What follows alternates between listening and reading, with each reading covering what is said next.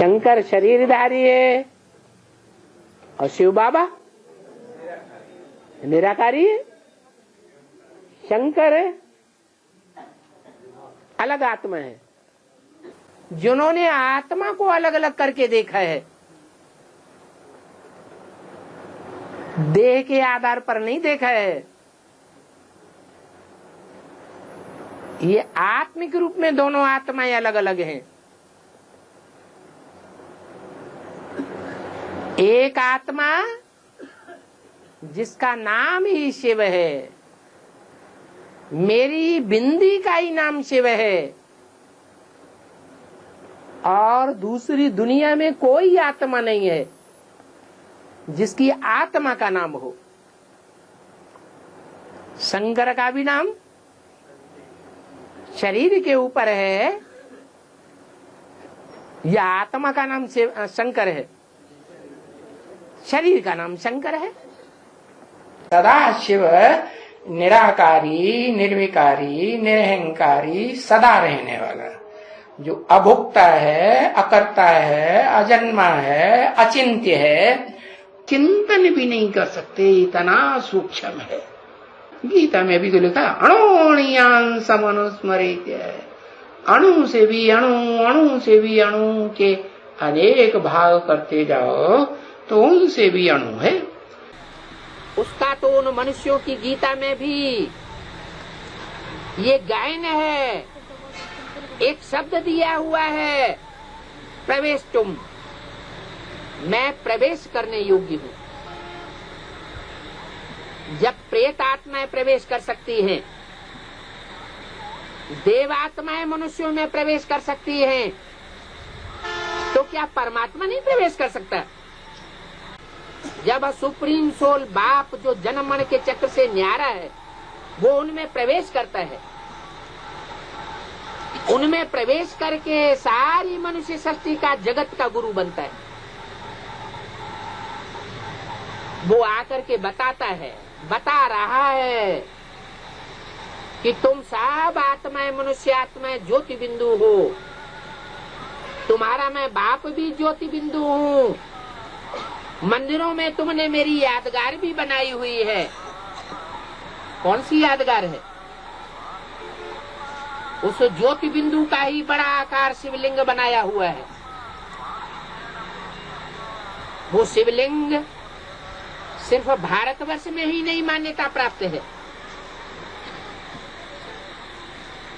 विदेशों में भी जो खुदाइयां हुई हैं, उन खुदाइयों में वो शिवलिंग मिलता है। उसमें कहीं कहीं मुख भी दिखाए जाते हैं, क्योंकि वो आकर के ज्ञान सुनाता है। मुख से ही ज्ञान सुनाएगा, कोई में प्रवेश करके ही ज्ञान सुनाएगा। वो एक ही आत्मा है जिसे अंग्रेज लोग कहते हैं सुप्रीम गॉड फादर, या सुपरमेसी वाला फादर, जिसका कोई फादर नहीं। हिंदुओं में उसे कहते हैं शिव, मुसलमानों में उसे कहते हैं खुदा, क्योंकि वो खुद ही आता है इस सृष्टि रूपी रंगमंच पर। अणोणीयांसम अनुस्मरेत्य, क्या? जो अणु से भी अणु अति सूक्ष्म है, ऐसी छोटी बिंदी। क्या बिंदु की लंबाई चौड़ाई होती है क्या? नहीं होती है ना। कितना भी छोटे से छोटा बनाते जाओ। तुम आदिदेव है, पुरुष है, पुराण है, तुमस्य जगतस्य परम निधानम। इस जगत का परम निधान, परम आश्रय तुम हो। कौन है? वो ऊपर वाला जो निराकार निरंजन है, सदैव ऊपर रहता है, सिर्फ कलयुग के अंत में सृष्टि पर आता है मुकर्रर रथ में, वो तो इस जगत का आधार नहीं है, सदैव आधार नहीं है। वो सिर्फ संगम युग में आता है। सदैव आधार वो है जिसकी हर धर्म में मान्यता है। हर धर्म के लोग सृष्टि के पहले पुरुष आदम को इस्लामी मुसलमान मानते हैं, एडम को क्रिश्चियंस मानते हैं। इस मनुष्यों की दुनिया में 250 करोड़ क्रिश्चियंस हैं जो एडम को आदि पुरुष मानते हैं। हिंदुओं में आदि देव कहा जाता है,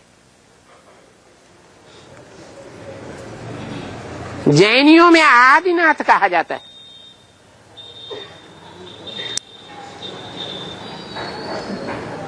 शब्दों में कितना साम्य है।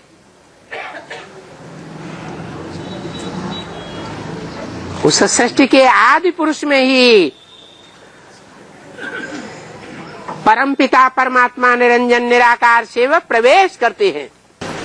शिव वो आत्मा है जो जन्म मरण के चक्र में आती ही नहीं कभी।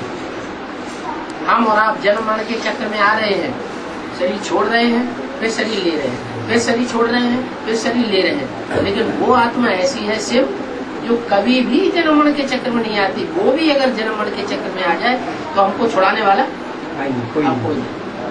तो शिव आत्मा अलग है और शंकर की आत्मा अलग है। शिव है परमपिता परमात्मा और शंकर है देवता। 33 करोड़ देवताओं में सबसे ऊंची से ऊंची कोटि का देवता है शंकर। तो एक है साकार और एक है निराकार।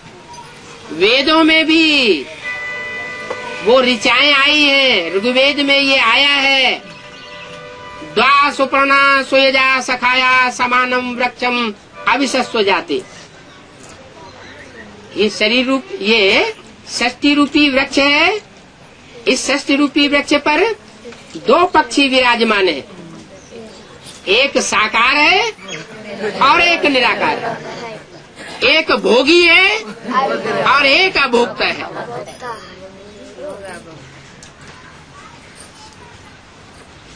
एक ही शरीर। एक ही शरीर में 2 प्रकार की आत्माएं कार्य करती है।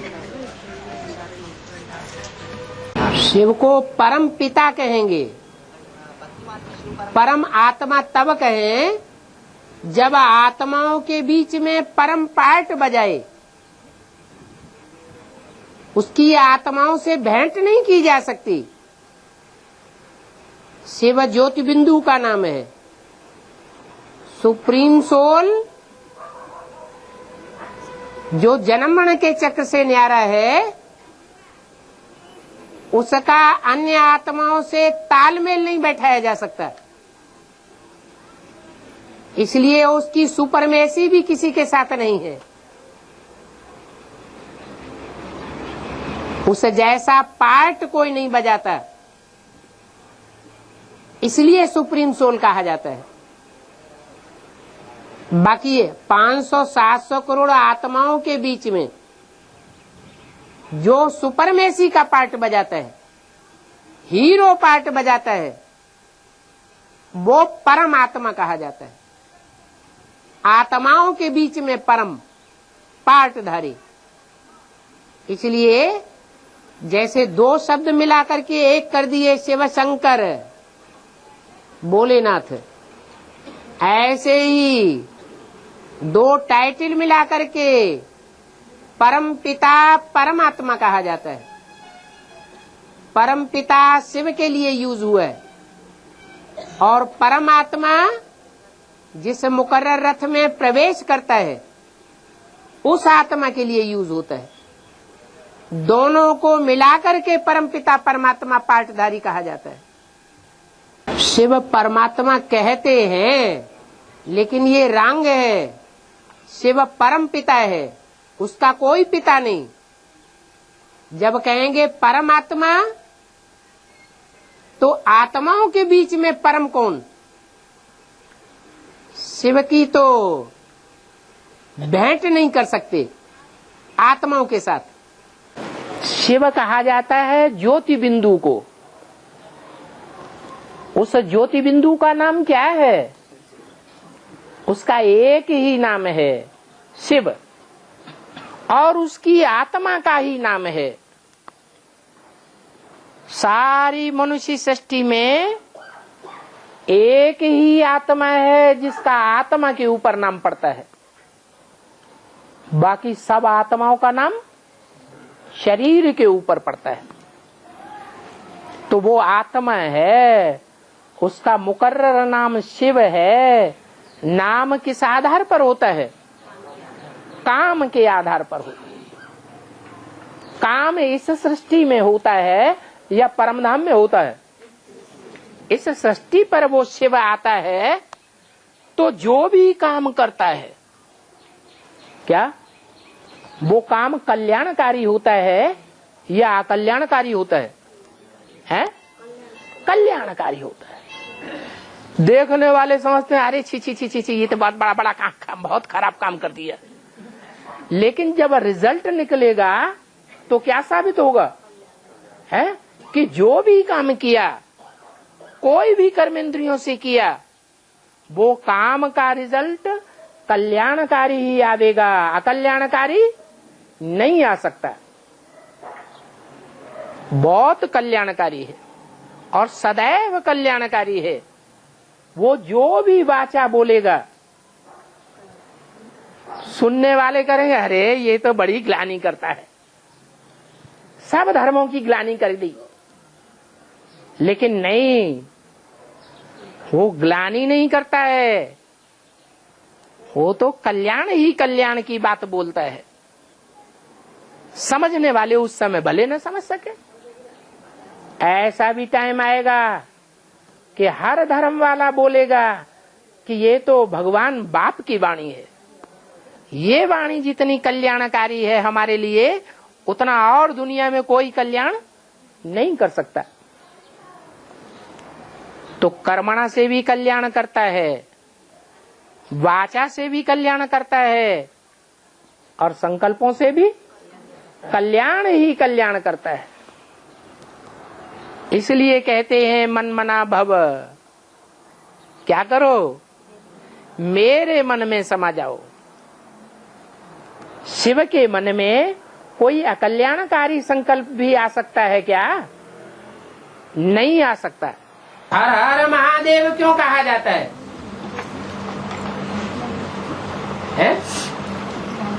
पापों को हरने वाला महादेव को क्यों कहा जाता है? बाप जवाब देते हैं कि हर हर महादेव वह भी मैं ही हूँ। पाप काटने वाला शंकर नहीं है। अगर शंकर ही पाप काटने वाला होता तो याद में क्यों बैठता है? चित्रों में याद में बैठा हुआ दिखाते हैं ना। किसकी याद में बैठा है? जरूर शिव की याद में बैठा है। इसलिए जो पुराने पुराने शिव के मंदिर हैं, उनमें बीच में शिव की यादगार शिवलिंग दिखाते हैं और बाजू में चारों ओर देवताओं की मूर्तियां दिखाते हैं।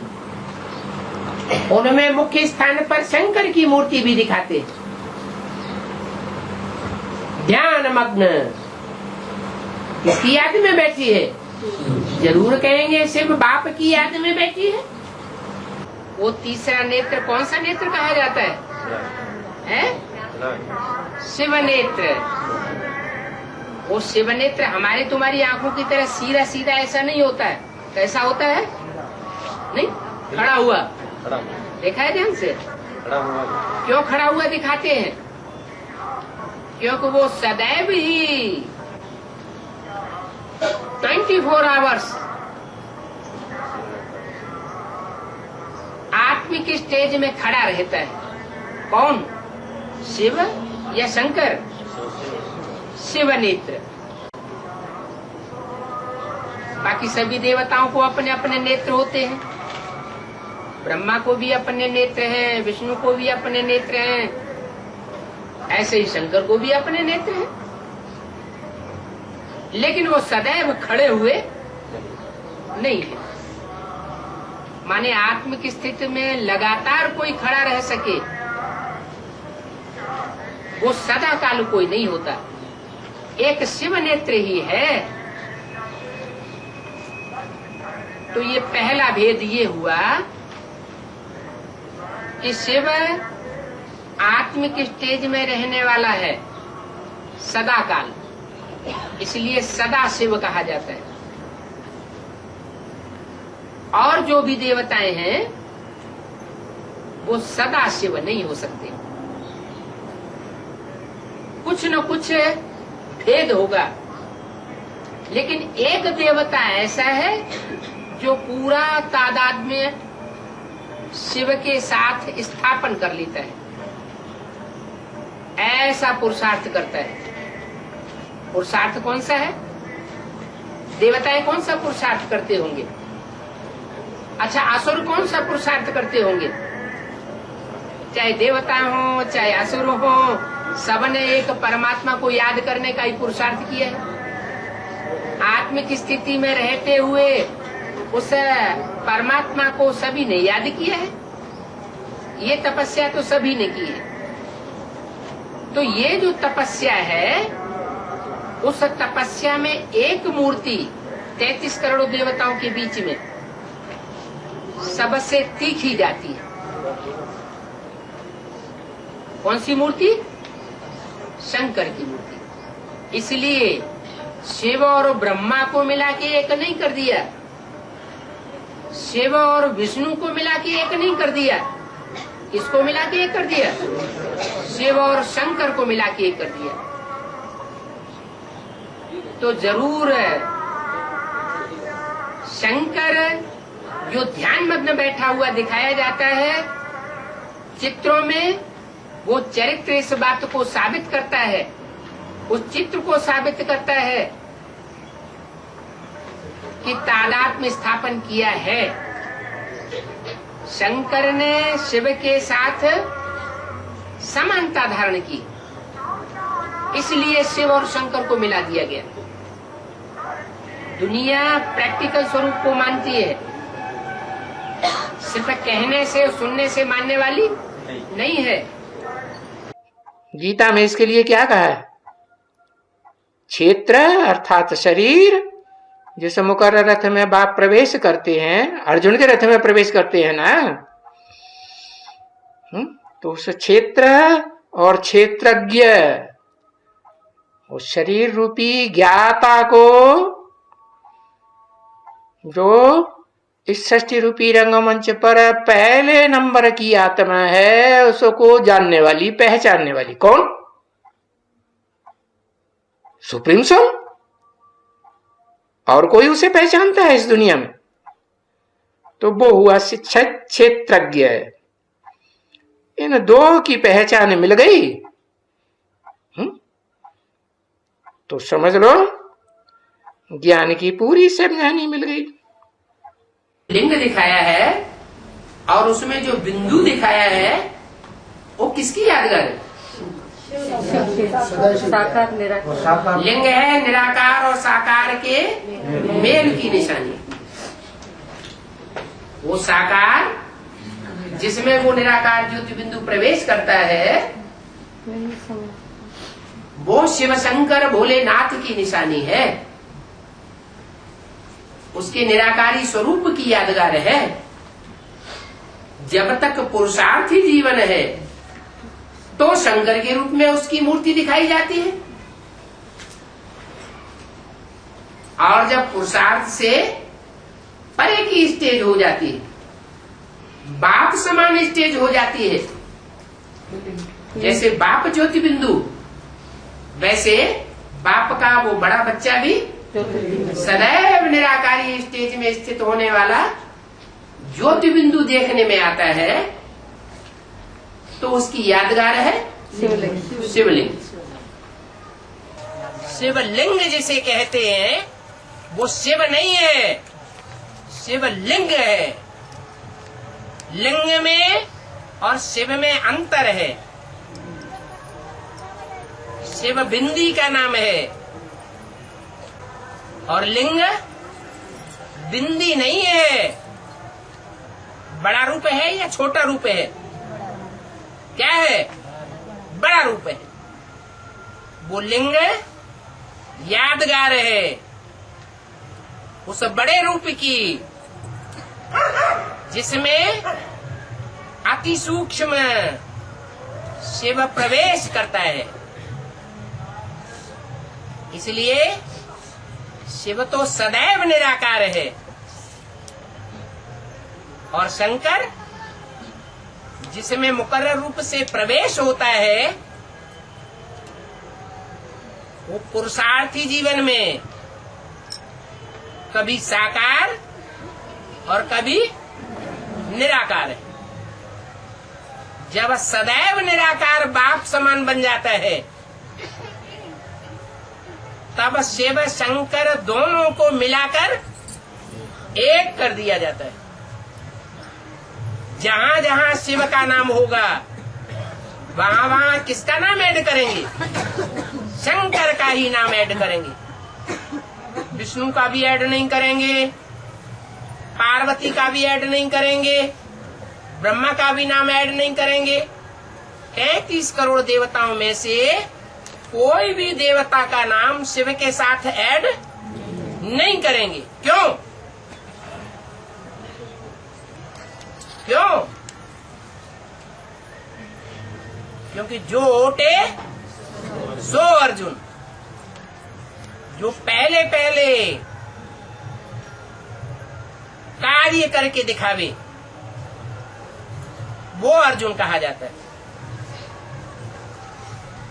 इसलिए शिव सदैव निराकार है और शंकर सिर्फ पुरुषोत्तम संगम युग पर निराकारी स्टेज को धारण करता है।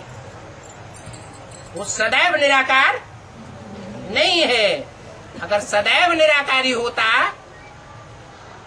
तो मंदिरों में जो यादगार मूर्तियां बनी हुई हैं, वो मूर्तियां मूर्त अर्थात साकार रूप की यादगार है या निराकार की यादगार है? मूर्त माने क्या? अमूर्त माने क्या? मूर्त माने साकार, जिसकी मूर्ति हो, और अमूर्त माने निराकार। शिव की मूर्ति नहीं बन सकती, उसका तो नाम ही है शिव। मेरी बिंदी का ही नाम शिव है, मेरे शरीर का नाम शिव नहीं है। जब शरीर में प्रवेश करते हैं तो नाम बदल जाता है। कि बाप समान स्टेज को धारण करने वाला पहली पुरुषार्थी आत्मा जो निकलती है, उसका नाम भक्ति मार्ग में शिव के साथ जोड़ दिया गया। इसलिए भक्ति मार्ग में शिव शंकर मिलाकर एक कर दिया गया। 33 करोड़ देवताओं में से किसी को शिव के साथ नहीं मिलाया, लेकिन एक शंकर को शिव के साथ मिलाई दिया। कृष्ण को शिव के साथ नहीं मिलाया, राम को शिव के साथ नहीं मिलाया, शंकर को शिव के साथ मिला दिया। इसका कारण होगा कोई? कारण यही है शिव के 3 बच्चे, ब्रह्मा विष्णु शंकर, और इन 3 देवताओं में 3 मूर्तियों में बड़ा बच्चा कौन? शंकर। 33 करोड़ देवताओं में 3 मूर्तियां बड़ी, ब्रह्मा विष्णु शंकर, और उन 3 मूर्तियों में भी शंकर बड़ा बच्चा। तो गॉड इज वन, तो बाप का बच्चा भी वन ही होगा।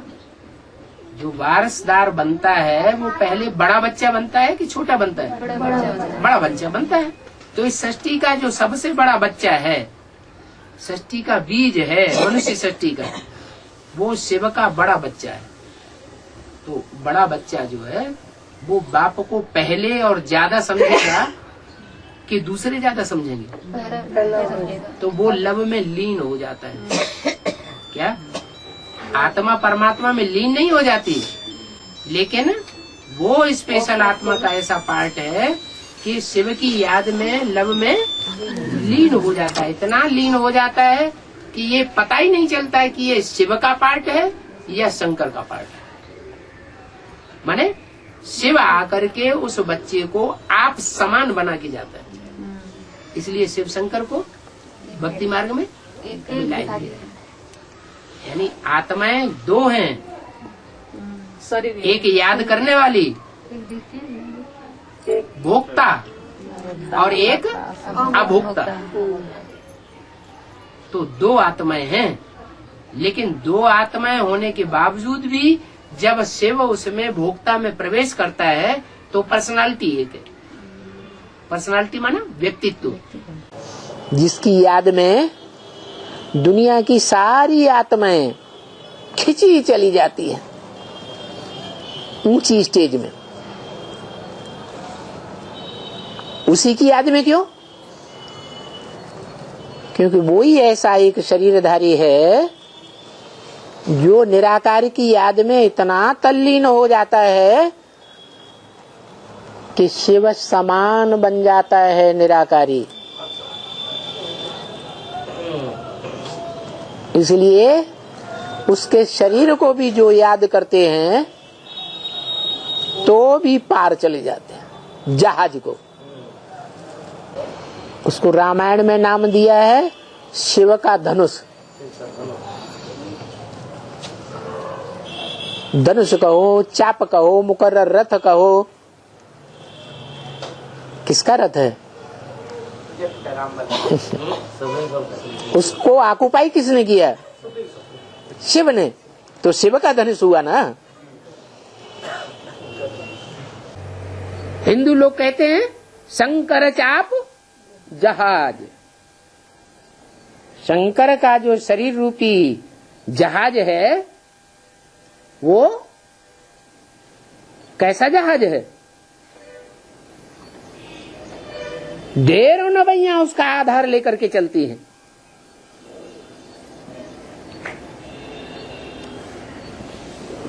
रामायण में लिख दिया है शंकर चाप जहाज जे ही चढ़ उतर पार नर।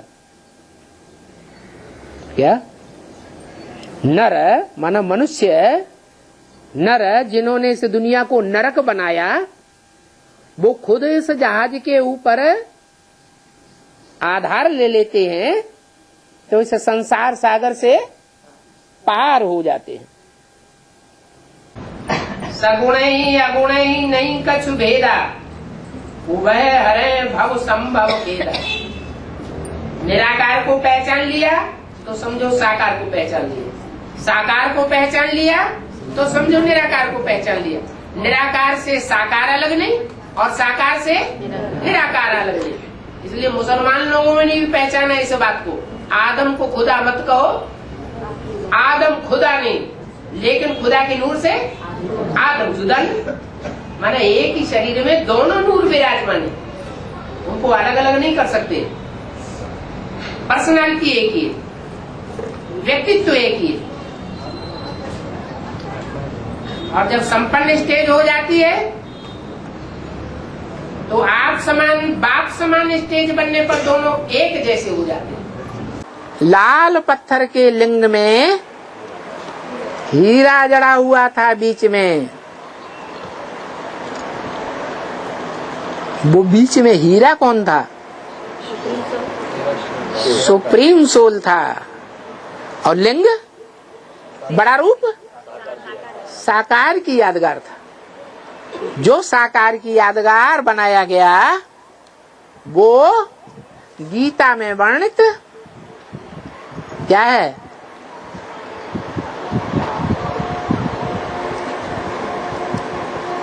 अव्यक्त मूर्तिना। क्या? कैसी मूर्ति है? अव्यक्त मूर्ति है।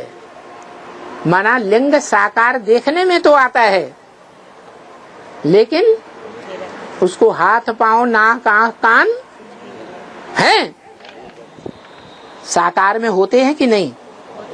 होते हैं, लेकिन उसमें आंख नाक कान बाहें टांगे नहीं है। इसे क्या सिद्ध होता है कि उस लिंग ने निराकारी स्टेज धारण की है। क्या अंदर में बुद्धि में क्या याद है? निराकार शिव की याद है। इंद्रियों से कर्म करते हुए भी प्रबल से प्रबल इंद्रिय काम इंद्रिय से कर्म करते हुए भी उस इंद्रिय की याद नहीं है। किसकी यादगार है? इंद्रिय की याद नहीं है। जिस इंद्रिय से सुख भोगा जाता है उसकी याद नहीं है। किसकी याद है? निराकार। हाँ, सदा काम अभोगी हमारे जान सदा शिव जोगी। जो सदैव भोगता है या अभोक्ता है? अभोक्ता की स्टेज में टिका हुआ है। ऐसा लिंग निराकार की यादगार, जिसको हाथ पांव नाक आंख कान साकार इंद्रियां है ही नहीं, अव्यक्त मूर्तना गीता में गाया हुआ है। कैसी मूर्ति है? अव्यक्त। व्यक्त माने जो आंखों से देखा जाए। अब मेरी पूजा नहीं होती है। मेरी बिंदु की कोई पूजा करता है? बिंदु की कोई पूजा करता है? नहीं। काय की पूजा करता है? हाँ, जिस बड़े रूप में मैंने प्रवेश किया है उसकी पूजा होती है। ये सारा संसार उस अव्यक्त मूर्ति से ही जन्म लेता है और उसी में समा जाता है। जो सत्य है वो ही कल्याणकारी है। सत्य नहीं है तो कल्याणकारी हो ही नहीं सकता। और जो सत्य है कल्याणकारी है वो ही असली रूप में सुंदर है। नहीं तो जो गायन है विषरस भरा कनक घट जैसे, सोने का घड़ा हो और उसमें विष भरा हुआ हो, ऐसे ही सुंदर चेहरा दिखाई पड़ेगा, वो दुखदाई होगा, सुखदाई नहीं हो सकता।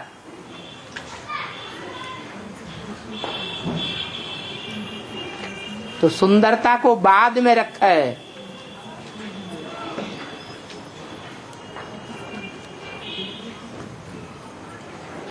शिवम को बीच में रखा है। और सबसे पहले सत्यम, सत्य ही शिव है। अगर सत्य नहीं है तो शिव नहीं है। और जो कल्याणकारी नहीं है, अकल्याणकारी साबित होता है, वो सत्य भी नहीं है। सत्य सदाकाल के लिए होता है, असत्य अल्पकाल के लिए होता है। एक ही है जो इस संसार में प्रैक्टिकल पार्ट बजाकर सत्यम शिवम सुंदरम साबित होता है।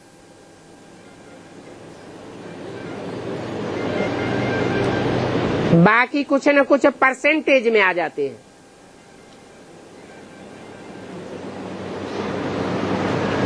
हर हालात में, हर तौर तरीके से कल्याणकारी साबित नहीं होते। वो एक ऐसा है जो हर हालात में, हर प्रकार के तौर तरीके से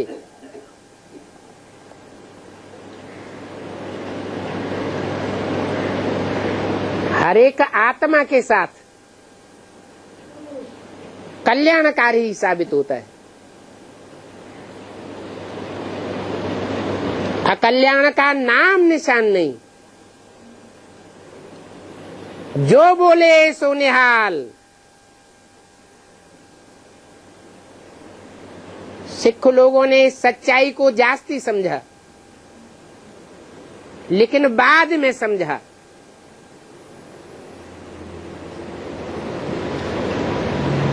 कि भगवान बाप जितना सत्य बोलते हैं और कल्याणकारी बोलते हैं, जो कुछ भी बोलते हैं सुनने में भले थोड़े समय के लिए कोई को कड़ुआ लगे, वो भी कल्याणकारी साबित होता है।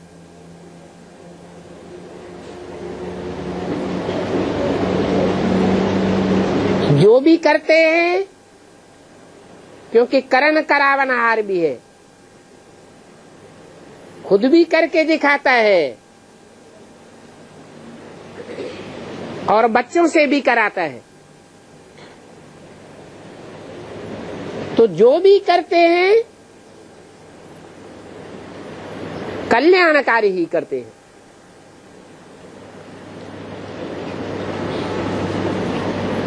अकल्याण का नाम निशान नहीं।